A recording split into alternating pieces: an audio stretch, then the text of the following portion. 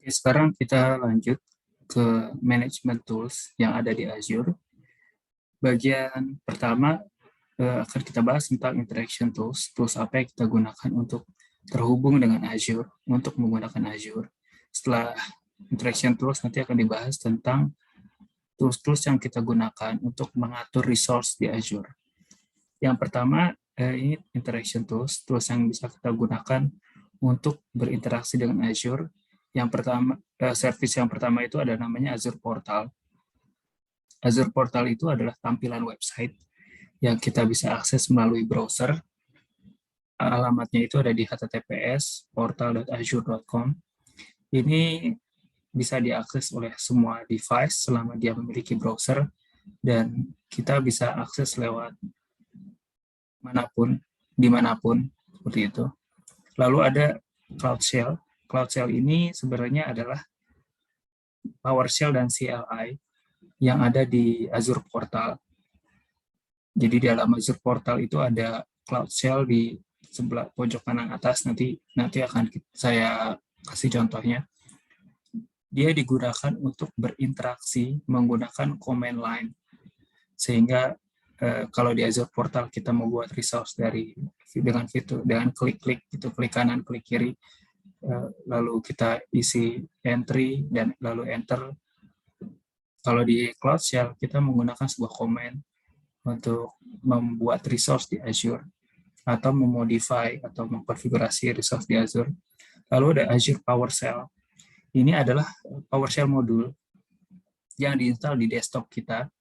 Jadi kita bisa membawa management tools itu, interaction tools ke dalam laptop kita masing-masing gitu, hardware yang ada di lokal, dengan cara menginstal. Ada dua yang diinstal, ada PowerShell sama Azure CLI. Dua-duanya itu adalah modul untuk berinteraksi dengan Azure dengan cara command line. Kalau PowerShell, Azure PowerShell itu modul di PowerShell yang awalnya ada di Windows. Sekarang PowerShell sudah bisa diinstal juga di Linux dan di macOS. Terus Azure CLI itu adalah command line yang bisa diinstal di Bash atau terminalnya Linux. Bisa juga diinstal di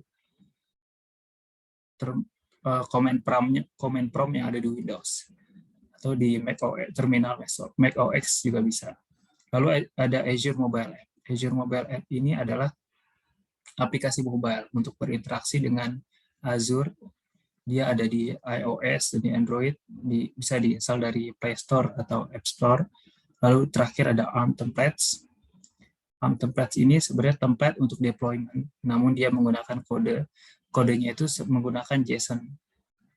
Kalau sudah familiar dengan JSON Object, itu adalah cara menggambarkan resource yang akan dideploy di Azure. Caranya dia itu sangat deklaratif dengan menyebutkan parameter-parameter dari resource tersebut apa saja, langsung nanti tinggal di-deploy dan di-create, lalu Azure akan membuat resource tersebut. Yang pertama kita akan masuk ke Azure Portal. Nah, ini kita akses dari website, dia bisa diakses dari seluruh device. Dia adalah interaction tools paling awal, paling fundamental, yang paling sering kita gunakan nantinya. Dia bisa dibuka di portal.azure.com.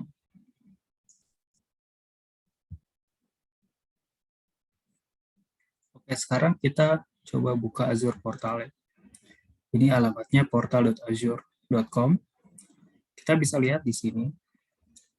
Di Azure Portal ini adalah komponen utama bahwa setiap Azure Portal selalu ada yang subscriptions, resource group. Ini dua hal ini yang pasti kita akan punya. Dan resource group ini yang harus dibuat pertama kali sebelum kita membuat sebuah resource di Azure.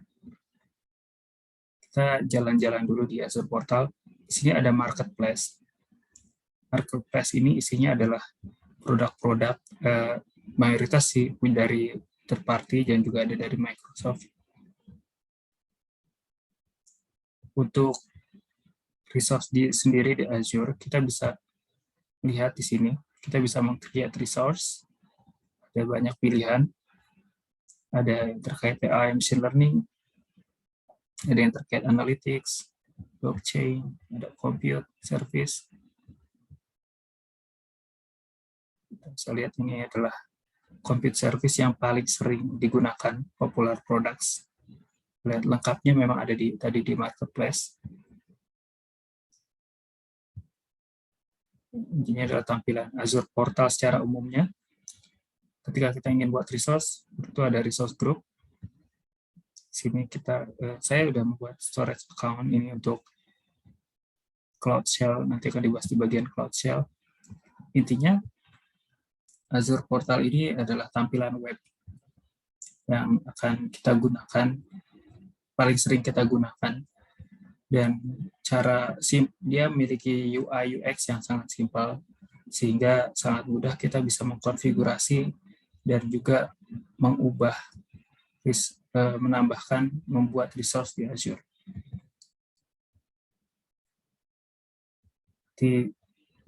Setelah ini kita akan membahas tentang Cloud Shell.